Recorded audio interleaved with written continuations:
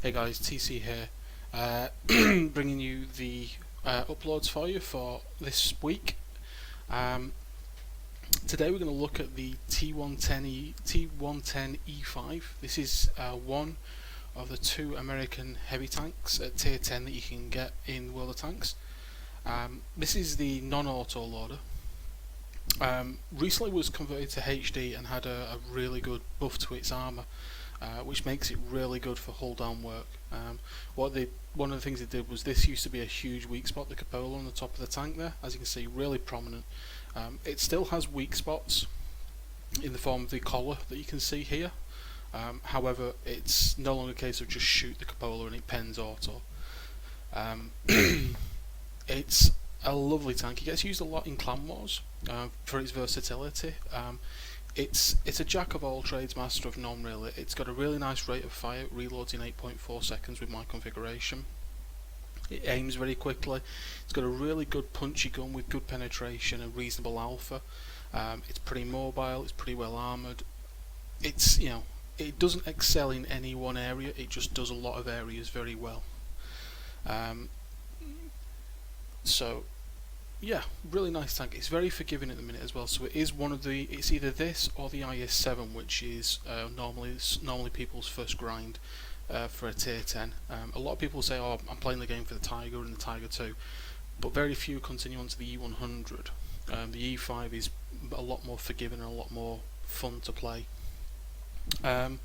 So let's go through the we'll go through the review in the standard fashion. We'll have a look at the crew. We'll have a look at the equipment. We'll have a look at a few of the stats as well. I've got for you my ace tank again, which it sounds bizarre to say that I've only aced this tank recently, and I've played 526 games in it. As you know from my Twitch channel and everything else I do, I am still improving in this game. I may have played over 40,000 games, but I'm working on improving, and I'm working on getting better. So, with that being said, what we'll do is we'll go through as we said. So let's start with the crew. As you can see here, 3 skill crew. Two plus 2/3. Commander, 6 sense, repairs, and firefighting. Snapshot, repairs and firefighting. Clutch braking, repairs and firefighting. Safe stowage, repairs and firefighting. One of the big weaknesses I find personally for me with the E5 is because your rear armour here is only 38mm at the back, and it's a rear mounted engine, it does get set on fire quite easily from people shooting you in the rear if you're being flanked. Now, although the engine only has a 20% chance of fire, the perk firefighting, as we can see here, enhances the firefighting ability. It's effective across all of them. It actually helps as well protect against fire, along with your automatic fire extinguisher that's at 10% again. So, all these things buff and help reduce the chance of fire from the rear, which is a real possibility because it's so weakly armoured at the back. The front is really nicely armoured, 254 on this beak area, but it does have a weakness that if you are angling your tank, say like this, and shooting over this front corner, you'll find that this becomes a very weak point here because it actually flattens out the curve towards whoever's shooting you. So you'll normally find that if people angle the E5 like this, a lot of people will aim in this location and the shots normally go straight through if they hit it right. But it is, that's the weakness really from this tank. But it does bounce shells really well, it does absorb a lot of damage and dish a lot of damage out, as you'll see in my replay. Obviously with a tier 10 there's no modules to unlock on this one. I've gone with a rammer, a gun laying drive and an improved vents. Normally, as you know from my previous heavy tank equipment crew guide, I prefer V-stabs and vents. This is one of the early ones that I went, and I went for the enhanced laying drive purely no real reason. I think it was more of a credit point. I didn't have enough to get the V-stab Mark II, so I went with the gun lane drive. In hindsight, I would have put the V-stab Mark II on there, and I still might yet swap it over. We'll see if any equipment sales come up, and I might change the setup. Shell wise, 21 AP, 16 heat, and 5 HG. It's quite a lot of heat shells this, but I do use it in clan wars a lot. when we play tier 10s in the clan. So it's I'm loath to say it's a choice, but I do keep a stock of both. But I don't really like firing heat shells unless it's against a flat surface, purely because heat doesn't get the normalization that AP or APCR does, so it bounces a little bit easier, or it just doesn't do any damage. So don't really need. And then the big repair kit, the big med kit, and the automatic fire extinguisher. So yeah, let's kick the replay off and let's see this beast in action. You can see tier 10s, a couple of tier 9s and a tier 8s on this game. We're on the Tundra map, starting from the south spawn on the JK line. Let's speed up the replay so we get into the action. As we see, quite a nicely balanced replay. Quite a nicely balanced team. Is there a couple of meds, a couple of TDs, a few heavy tanks, okay, no artillery. So initially what I do with my E5 is I don't go the standard heavy tank route. I actually push the 9-0 line. The reason I do that with the E5 is, as you can see, we're fairly mobile, we're fairly reasonably quick. We're not IS7 quick, but we're decently enough. So I like to push over to this side with the mediums, mainly because it helps free up the deadlock that can happen on this side. So as we can see, it's no slouch, this tank. It's reasonably quick. We're going to head up this way. So there's a leopard managed to hit the hill, but he has taken a vicious pounding for it. And now I'm able to crest the ridge here, use the armour of the vehicle, pull forward, zoom in for a shot on the leopard. We just see the top of his turret, bang, straight through. T10 bounces off our turret, and then the leopard gets taken out in short succession.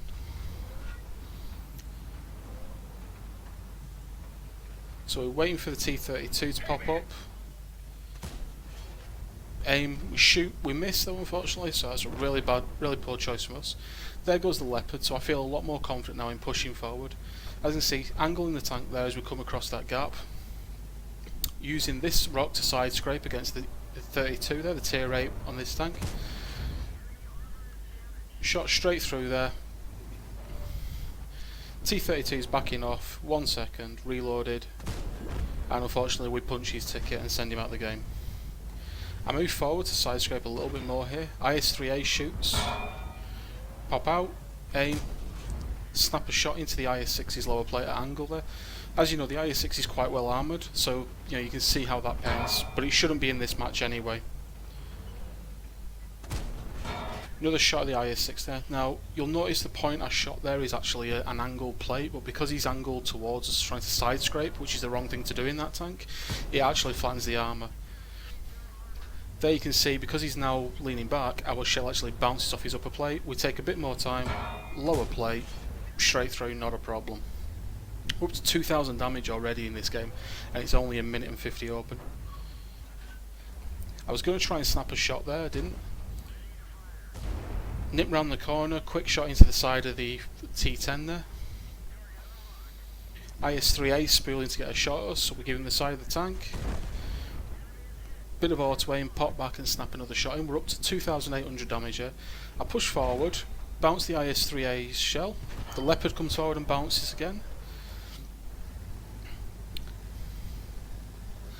I pull back, angling now towards the IS-3A, hoping for a shot at this chap. He's kind enough to give us the side of his tank there, but we do bounce off the opposite side of his pike nose. Going for a bit of a quick snapshot there, but didn't help us. So I just hold on this corner, waiting for him to come forward.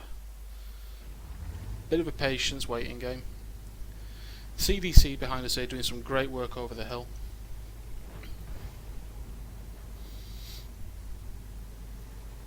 As you can see, we are burning through our ammunition at a rate of knots.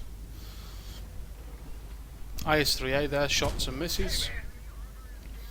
Now I feel quite happy here because I'm almost hull down, but I'm not quite. So what I'm doing here is I'm just trying to get a better angle to get shots around this corner. Again, bit of auto aim, popping back so I can figure out where I can and can't shoot this guy. I'm not really well positioned here for these shots. Another shot through his lower plate there, and it seems like this guy's given up now. Oh, but he hasn't. He gives us a shot back. Unfortunately, he backs up and flattens all his armour to us. We're up to 4,000 damage already in this game. Just a little over 10 minutes. Just a little over 10 minutes. 5 minutes gone. Pot round, quick shot into the leopard for 465. Actually, quite a high damage roll for this gun. Now up to 4,494 damage. 2 kills, 4,309 WN8. Not taking any damage yet either, barring a bit of track. Cresting over the ridge here, looking for the leopard. Auto aim. Shot goes in, but doesn't penetrate. So I decide I'm going to push on the leopard on the lower here. Take his tracks off. So any damage he takes, we get some tracking assistance for there. Wait for the reload. Punch his ticket as well, so he's out the game. I make a slight mistake here now because I come up here. As you can see, there's 2 Jagdpan Z100s on the opposition. So I do make a bit of a mistake here. I'm down to my last 2 AP shells as well. I've done 5,290 damage without resorting to premium ammunition. So as I push forward and crest here, I'll look for a shot on this very low health back chat. I completely missed the shot. Now as I keep pushing forward here, I don't notice it at the time on the minimap, but as you can see, there's the Jagdpan Z100. And there's another one there to my side. Unfortunately, I pop forward to take a shot, and I do get walloped for half of my health. We wait for the back chat to come forward, but he decides to hightail it out of here in a minute. Pop forward on the Jaegeru. Take his tracks off, but we are now down to our heat shell, so his track absorbs the shell. Yeah, it should have penetrated, but because we're firing heat, it doesn't penetrate. Jagdpan Z100 there is looking for a shot on us, so I decide I've got to push forward now at this point, even if it means I'm going to take a hit from the Jagdpan Z100 there. I look for a snapshot on his lower plate, manage to penetrate him, but we do take a heat shell in the side from him, putting us on perilously low health here now of 140 hit points. I now concentrate on this Jagdpan Z100 who's showing us his lower plate. We managed to bounce his return shell there, very very lucky. That could have taken us out of the game. We fluffed that shot, and this actually costs us, I think, in this engagement now. We're very low health. He's starting to bully forward on us. Totally the right thing to do. We look for a tracking shot. Managed to get a tracking shot there, but no penetration. I start to rock back and forth because I don't know how quick his repair skill is. Another shell through his lower plate there. I need 2 or 3 more to kill him, but nothing we can do to stop a 170mm shell going through the turret. As you can see, there's 6,925 damage. I apologise there and say sorry that I ran out of AP shells, which is why I was down to heat. I think it's always worthwhile doing that because, you know, at the end of the day, you've just played a really good game. You down to your last, down to those low shells. So as you can see, we blocked 4,950 damage. We did 6,925 damage in this short game. 8,129 WN8 showing. We just let the team finish off the game here and watch to the end. So the Jaegeru's not got long left to live. 14 hit points, and there we go. Logan there in his Waffenträger gets 6 kills. So that's the end of the replay. Let's go to the post-game stats. This is the post-game stats for that game in the T110E5. We got a mastery badge, we got bruiser, we got fire for effect, cool-headed for surviving at least 10 ricocheting hits and non-penetrations in a row, high caliber, and the Confederate match. We earned 91,183 credits with 1,805 XP. That's not doubled as well. This wasn't the first game I played in this. As we can see from the team score, top on damage there with our 6,925. We did 3 kills. A really good game there. The Waffle there with 4,881, followed up there with 6 kills, and the Bat Chat there with 3,560 and 2 kills. Really nice, really fun game to play that. I'm really impressed with the outcome as well. As you can see on the post-game results down here, We actually lost credits, which we'll go into on the next page, but our WN8 there was 10,236 actually, with our assistance and everything taken into consideration. Our detail report: we fired 27 shots, of which 25 hit, but only 19 penetrated. Not impressed with my shooting there. I missed a couple of shots and a few didn't penetrate, so wasn't exactly great.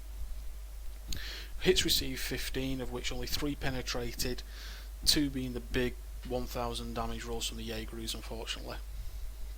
And the non-penetrations of 12 give us 4,950 block by armour, with 432 player assistance. Technically, with all this combined and the hit points of the vehicle, this would have completed Heavy Tank 15 for my Object 260 if I was on that mission. So, gives you an idea of how good a game you need to have for that tank. As we can see, auto repair of the vehicle cost us 24,489 credits. Tier 10s are notoriously expensive to run, so be warned about that. Ammunition costs 48,600, vastly inflated because of those heat shells that we fired at the end there, unfortunately. And we burnt the big repair kit, which cost us a further 20,000 credits. Overall, we just lost out on credits. Now, if we weren't running premium, it would have been a much bigger loss, but you know, just under 2,000 credits lost for that kind of game. It only lasted 8 minutes and 1 second. That game is, you know, if we weren't running the premium repair kit, we might have lasted long. We would have made just about 15,000 credits. But yeah, as you can see, tier 10 is not cheap to run. You can make credits in tier 10s. It is possible to do it. Unfortunately, I think because of the way I set my tank up there, I cost myself some credits. But it's my choice. Overall, though, the E5 is a lot of fun to play. It's very forgiving. It doesn't have anything stand out about it. It's got a good rate of fire. It's got good armor. It's got good mobility. Nothing on there says it has brilliant armor. It has fantastic gun handling or anything like that. It's just a good jack of all trades tank. And that's why it's so widely used in clan wars, along with the IS-7. The IS-7 is a lot quicker, a lot more mobile, does a lot bigger alpha punch for its gun, but it takes longer to reload than the E5, and it's a little less mobile. So, it's horses for courses, I think is the saying. But a really, really nice game. A lot of fun to play. Really good credit haul. If we didn't burn the big repair kit, we would have made credits, but needs must, we had to. But yeah, if you're on the road to the E5, it's a peach at the end of it, and just make sure your crew's up to scratch.